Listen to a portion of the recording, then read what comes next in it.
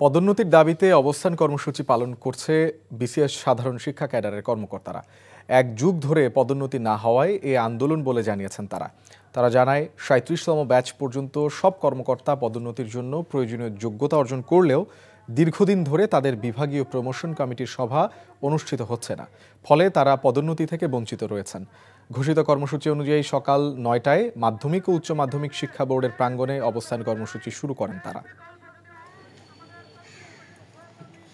আমাদের সকল আশায় গুড়ে বালি হয়েছে, কেননা আমরা চাকরি জীবনের প্রথম পদোন্নতি ১২ বছরেও আজ পর্যন্ত পাইনি। অথচ পদোন্নতির যোগ্যতা রয়েছে চাকরি স্থায়ীকরণ, নির্দিষ্ট সময়সীমা, ডিপার্টমেন্টাল পরীক্ষায় ও সিনিয়র স্কেল পরীক্ষায় পাশ করা, বুনিয়াদী প্রশিক্ষণে অংশগ্রহণ করা, সন্তোষজনক এশিয়ার আর কোনো বিভাগীয় মামলা না থাকা। এই সকল যোগ্যতা অর্জন করেও আমরা আজও প্রভাষক।